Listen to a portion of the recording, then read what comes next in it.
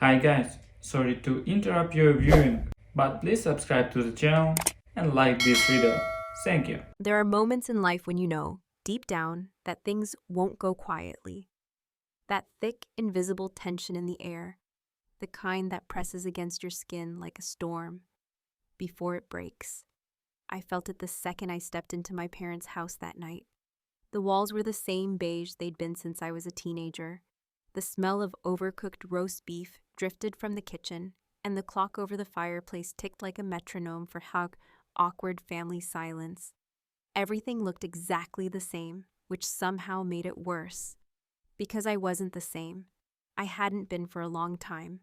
I brought Derek, of course, though no one knew who he was.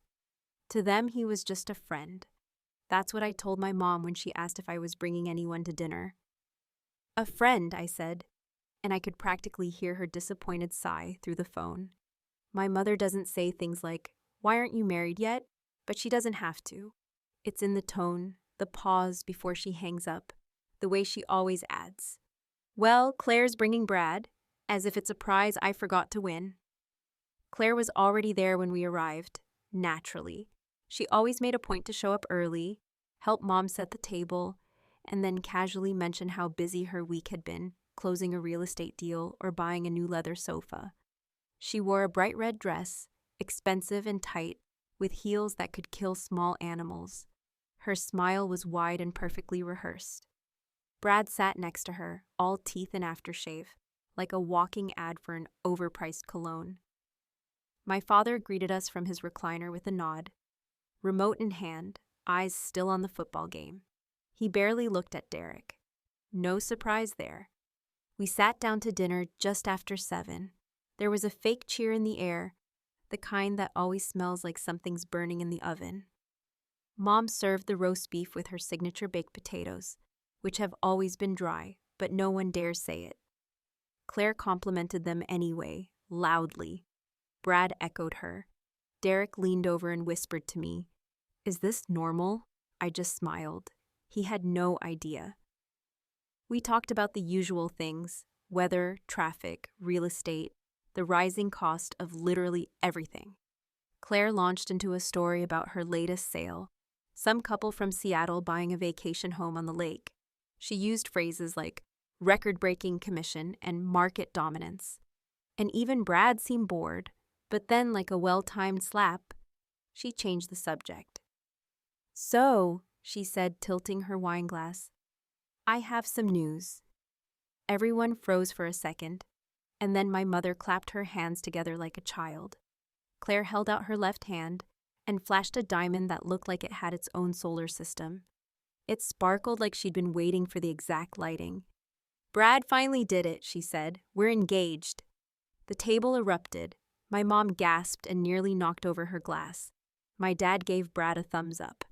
Aunt Rita, who hadn't said a word all evening, raised one eyebrow and muttered, "God help us." Claire beamed. Brad kissed her on the cheek like they were on live television. I forced a polite smile. I knew this was coming. Of course I did. Claire doesn't keep good news to herself. She weaponizes it. Then she turned to me. "And Tessa," she said, her voice dripping with artificial sweetness, "too bad you'll never have a real relationship. But hey, maybe you'll get a cat?" And just like that, the entire table burst out laughing. Not loud, not cruel, worse. The kind of low chuckle people give when they agree but don't want to say it out loud. My father actually laughed. My mother covered her mouth but didn't correct her. Even Brad grinned, like it was all in good fun. It wasn't. It never was. I sat there for a moment, letting the heat rise in my chest. I had taken this for years. Every dinner, every holiday, every birthday where I was the punchline, and Claire was the favorite. I stared at my plate. Then I looked at Derek. He didn't laugh. He never did. His hand found mine under the table. I squeezed it once. And then I stood up. The room went quiet. Even my dad muted the television. I looked straight at Claire. Her wine glass hovered near her lips. Her eyes narrowed slightly, like she couldn't decide whether I was about to cry or flip the table. I turned to Derek. "You ready to tell them?" I asked. He looked at me, calm, Steady, a small nod. Claire froze. I watched her expression shift from smug to something else, something closer to fear, though she'd never admit it. Derek reached into his coat pocket and pulled out a box. A small black velvet box. He didn't open it. Not yet. Claire's wine glass shook just slightly. My mother inhaled sharply. I smiled. "We didn't come here for dinner," I said. "We came to tell you something." The silence at that table wasn't quiet. It was alive, twitching with tension. Every fork stopped moving. The potatoes stayed dry and forgotten. Even the fireplace crackled like it was listening. And Claire, still holding her glass, whispered, "What are you doing?" I looked her dead in the eye and said, "Giving you exactly what you asked for." But the best part? We weren't even close to done. It's funny how people spend their entire lives convinced they know who you are. They look at the surface, your job, your relationship status, your zip code, and decide that's the whole story. But what they never realize is how much of a person happens behind closed doors. In late-night conversations, in silences that stretch between two people who actually get each other. My family, especially Claire, always treated me like the cautionary tale.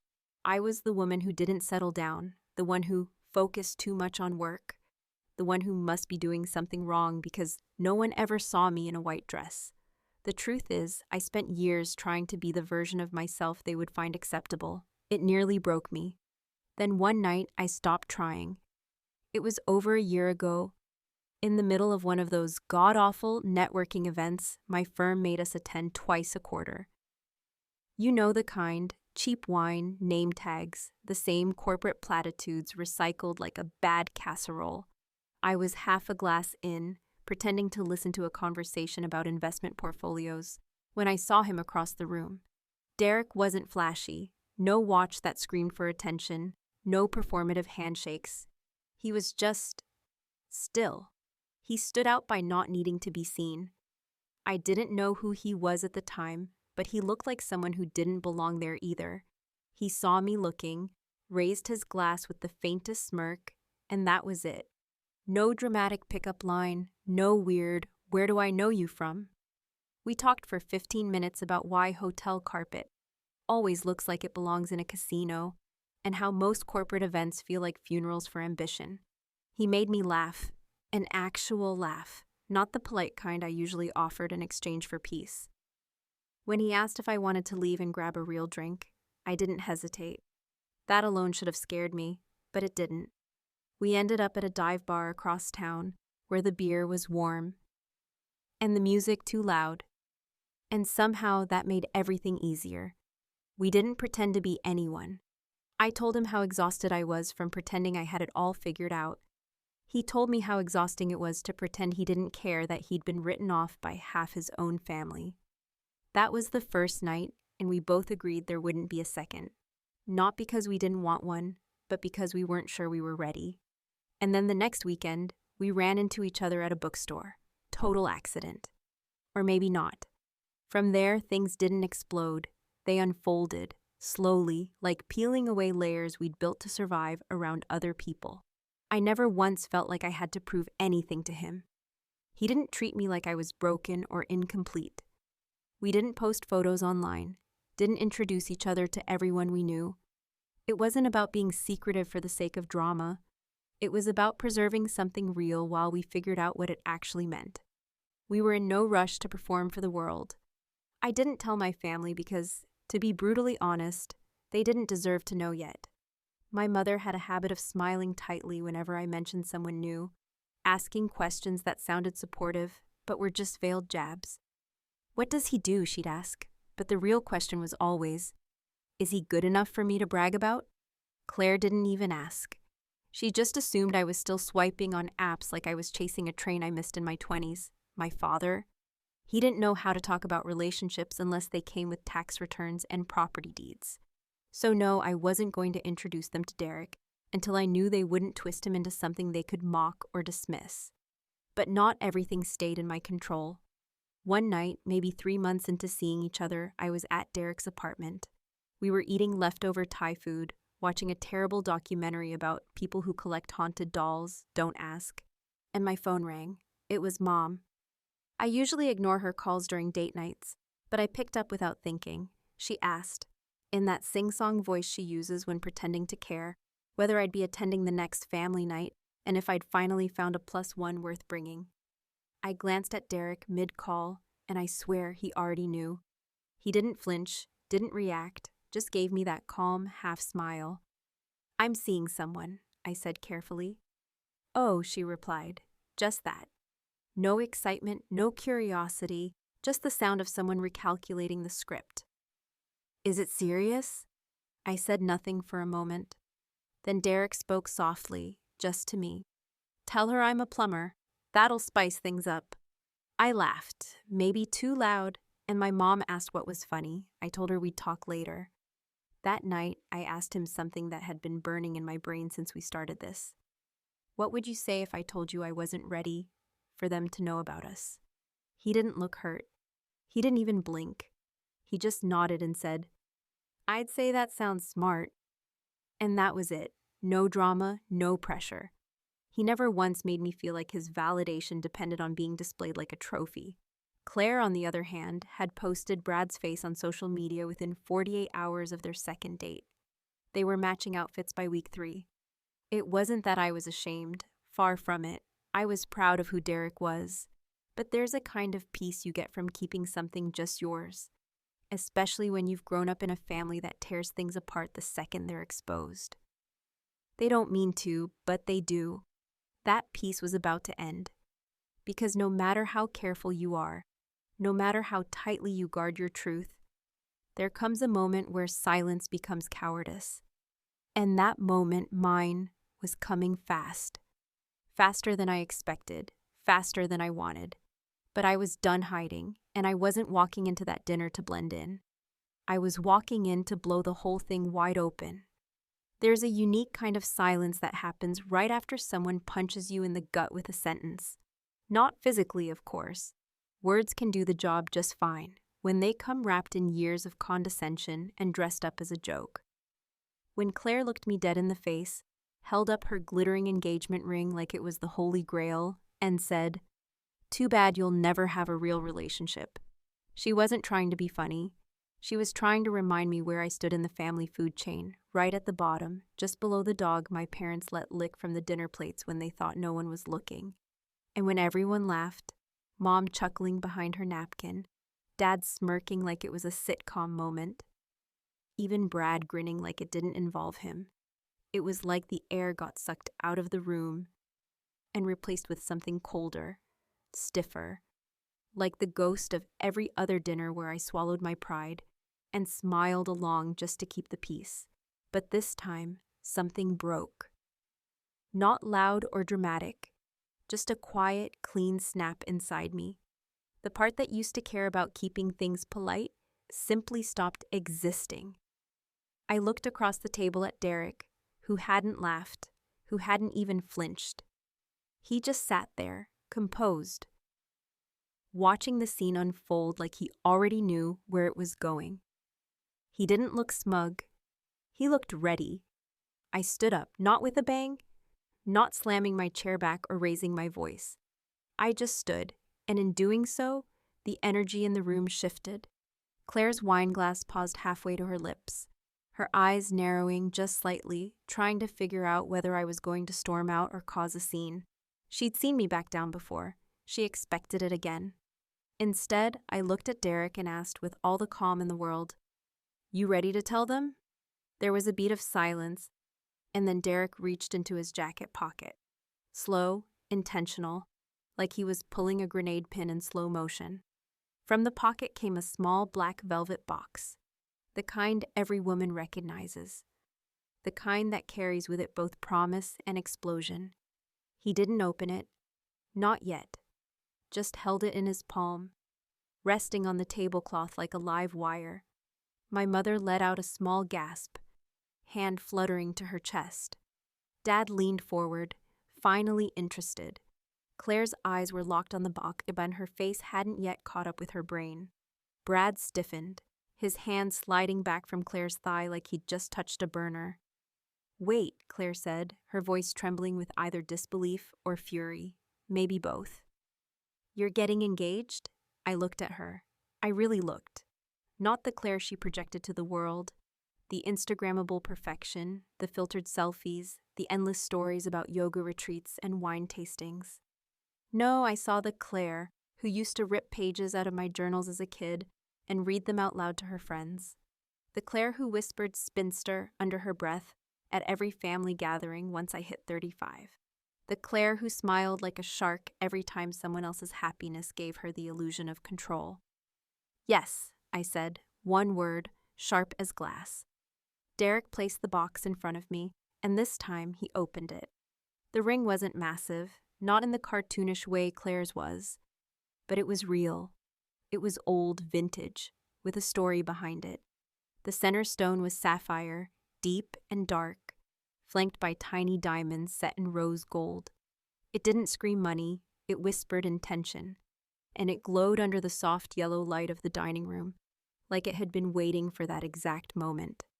We've been together for over a year, I continued, never taking my eyes off Claire. We didn't tell you because, frankly, we weren't interested in your opinions. Brad cleared his throat, but it was the nervous kind, not the confident kind. Claire, meanwhile, looked like she'd just swallowed a mouthful of sour milk. Her fingers clenched her wine stem so tightly, I thought it might snap. You've been hiding him? My mother asked, eyes wide, mouth barely moving. We weren't hiding, I said, turning toward her. We were protecting something good from being picked apart like everything else that walks into this house. Aunt Rita let out a low chuckle from her corner of the table, the first real sound she'd made all night besides the occasional muttered sarcasm. Well, I'll be damned, she said, raising her glass toward Derek like he'd just won an award. About time one of you did something worth watching, Claire blinked, and her voice finally found its footing again. So you brought him here to, what, one-up me? I laughed. I actually laughed.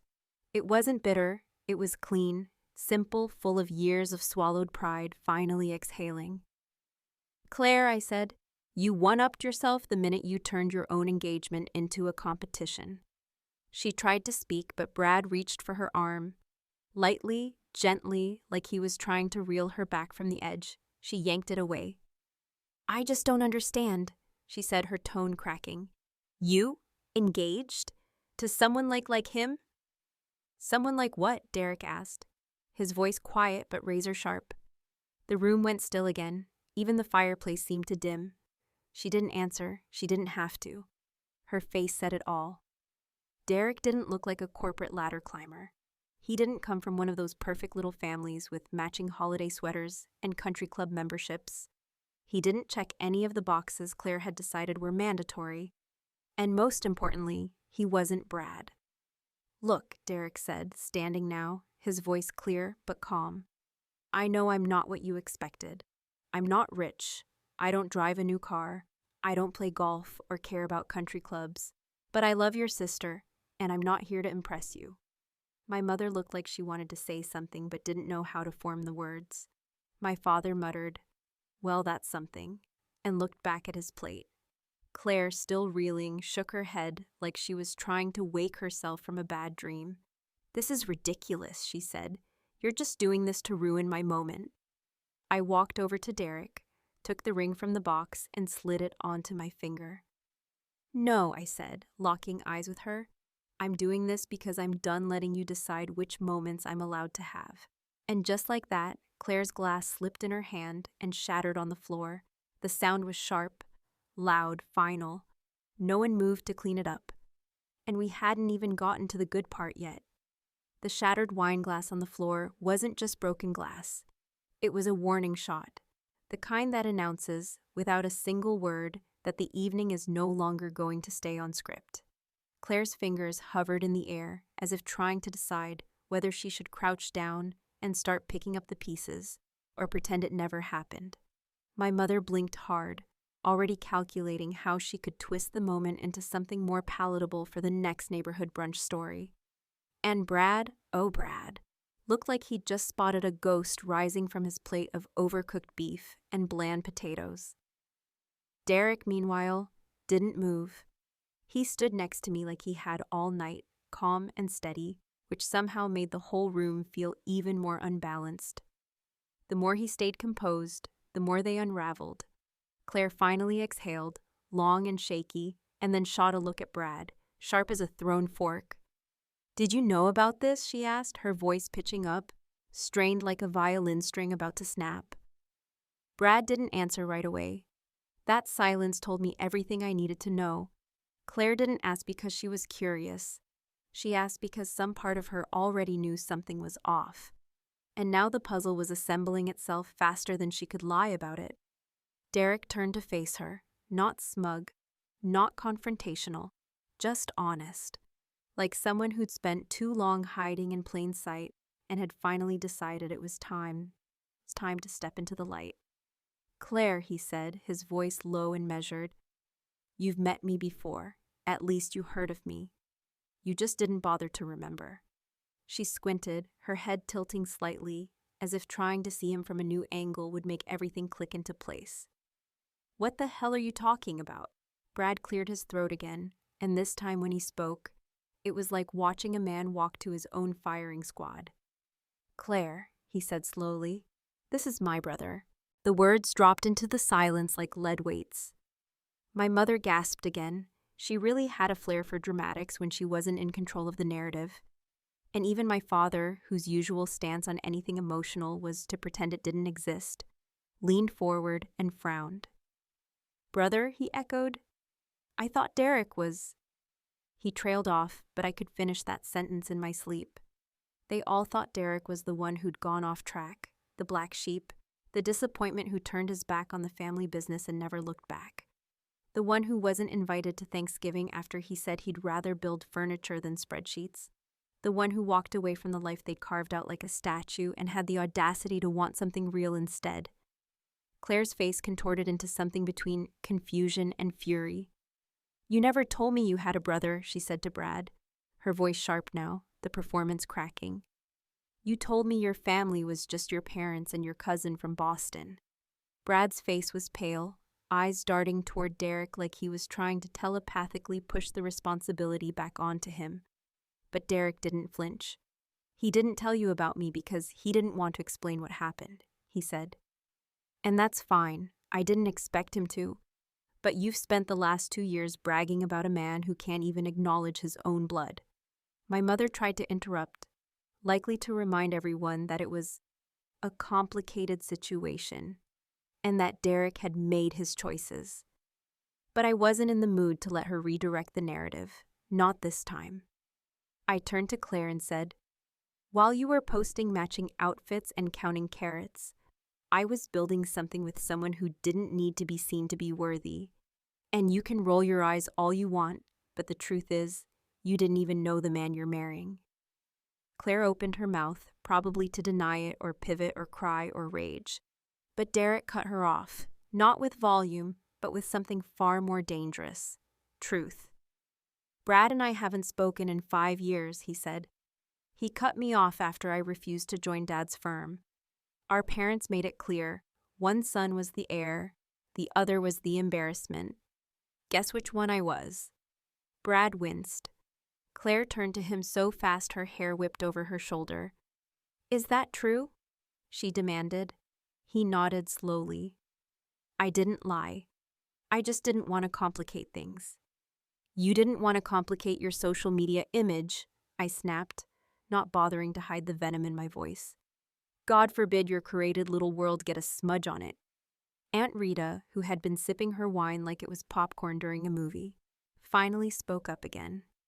"This is better than Christmas dinner 97, she muttered, setting down her glass. "Back when Tom told Bev he hated the turkey and slept in the garage for 2 days. My mother turned bright red, but said nothing.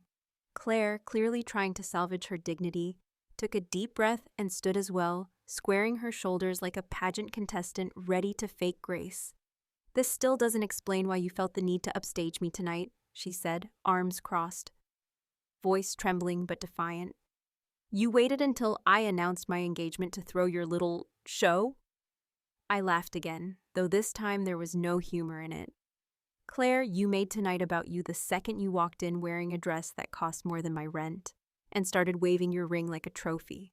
You've been measuring your self-worth against mine for years. The only difference is I stopped playing a long time ago. Her lips curled into something bitter. You think you won because your ring is bigger? I didn't answer immediately. I stepped forward, held up my hand, and then glanced at Derek. I think I won because I stopped needing to prove anything to people who never actually cared. The room went quiet again, but this time it was a heavier silence. Not awkward, final. Claire didn't respond. Brad didn't speak. My mother looked like she was trying to figure out how to rearrange the entire evening in her head so she could tell her book club it had gone well. And my father, he just stood up, grabbed a beer from the fridge, and walked outside without saying a word.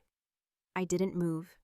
I stood there, hand in Derek's, and let the silence do what words couldn't. And the best part? We still hadn't told them everything. The silence after my father disappeared out the back door wasn't the usual kind you hear at awkward family gatherings. It wasn't filled with discomfort or the anticipation of someone nervously cracking a joke to shift the mood. This silence was dense, unmoving, and electric with the weight of everything that had just been said, and everything that still hung in the air like smoke refusing to clear.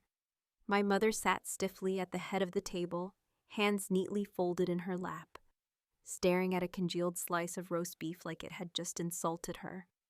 Claire was still on her feet, still breathing heavily through her nose, her hands clenched at her sides as if sheer willpower could rewind the night and erase what had just happened. Brad had slumped back into his chair like someone had removed the batteries from his spine, and his eyes were fixed on Derek with a kind of quiet guilt that told me he had far more to answer for than a few years of silence. Derek, still standing beside me, hadn't said a word since he dropped the bomb about being Brad's estranged brother. He didn't need to. The truth had done enough damage, and the crater it left in the center of the dining room table was wide enough to swallow whatever illusion of a functional family dinner we had left. I could feel his hand in mine, steady, warm, completely unshaken, and in that moment, I realized something that hit deeper than anything Claire had ever said. For the first time in my life, I wasn't the one breaking under pressure. I wasn't the one retreating to the safety of silence just to avoid conflict. I had found someone who would stand beside me, not in front of me, and certainly not behind. Someone who wouldn't just protect me, but would let me fight beside him. But still, there was one more thing I hadn't said. I let the silence linger another moment longer. Then I turned to Derek and gave a small nod, the kind that said, "Yes, now." His free hand went into his inner coat pocket. But this time, it wasn't a box he pulled out.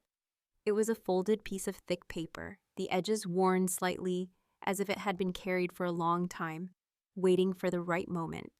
He passed it to me, and as I opened it, I could feel my mother watching me from across the table, her eyes narrowing slightly, as if she already suspected that whatever this was, it would not go in her favor.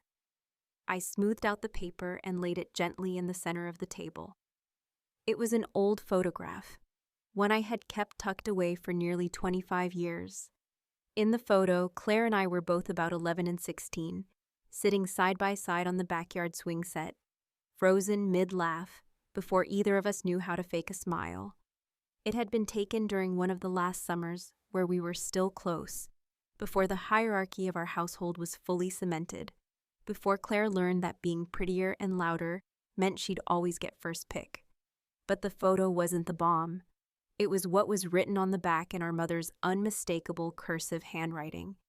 I turned it over slowly, not for effect, but because the weight of it deserved time. My mother saw the back of the photo and froze. Her eyes went wide, not with confusion but recognition. Only one of you will make something of herself. You know who. That single sentence, scribbled in fading ink, had been burned into my memory since the day I accidentally found it in an old keepsake box, while looking for scissors in the junk drawer. I had read it once, then twice, then over and over, hoping I had misread the tone, hoping there was some context that would change what it meant. But the context was always the same. I was not the daughter she believed in. I was not the one she expected to succeed. She had written that note as a private affirmation of her preference, probably never expecting it to be found, certainly never imagining it would resurface at a dinner table decades later, threatening to rip apart the perfect image she so desperately clung to. Claire stared at the photo for a long time, and for once her face wasn't smug or angry or performative. It was blank, shaken, maybe even wounded.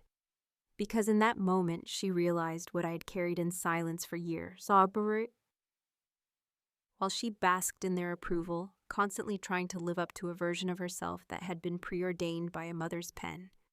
Brad finally spoke, but his voice was hoarse, almost like he was afraid to be heard. "Jesus, Bev," he said quietly, shaking his head. That's really messed up." My mother bristled, her spine going even straighter, the air around her practically vibrating with tension. "It was a joke," she said, her voice brittle and defensive. "You girls were always competing. It wasn't meant to be serious." I leaned forward, not shouting, not breaking, just steady and tired of pretending. "It wasn't a joke when you started inviting Claire's boyfriends to dinner while pretending mine didn't exist. It wasn't a joke when you told me to try not to embarrass yourself before job interviews, or reminded me to dress more feminine. And it sure as hell wasn't a joke when you looked the other way while Claire picked me apart, piece by piece, year after year." My mother didn't answer. Her lips pursed into a tight, hard line, and her eyes glossed over like she'd decided not to hear me at all. Claire finally sat down, as if her legs had given up on holding her upright. She didn't speak. She just stared at the photo like it held all the answers she'd never thought to ask. I looked around the table one last time. At my mother, paralyzed by her own smallness. At Claire, undone by a truth she'd always suspected but never seen confirmed. At Brad, who now had to explain to the woman he was supposed to marry why he had erased his own brother. And at Derek, the man who had watched me hold all of this in for too long and never once pressured me to let it out, but who stood beside me when I finally did. And then quietly, I asked him the only question left. "You still want to marry into this mess?" He didn't hesitate. He looked at me, not at my family, not at the wreckage of the night, not at the judgments that would surely come later, just at me. "I'm not marrying into them," he said. "I'm marrying into you." The room stayed quiet after that, but it didn't feel heavy anymore.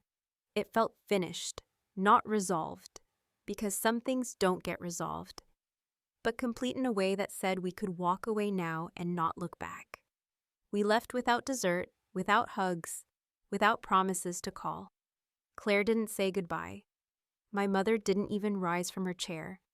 And as we stepped out into the night, cool and sharp and full of unanswered questions, I realized something that sat quietly inside my chest. Maybe closure doesn't come wrapped in a perfect ending. Maybe it comes in the form of standing up, speaking out, and choosing yourself even when it means setting fire to everything that made you small. And maybe, just maybe, that's enough.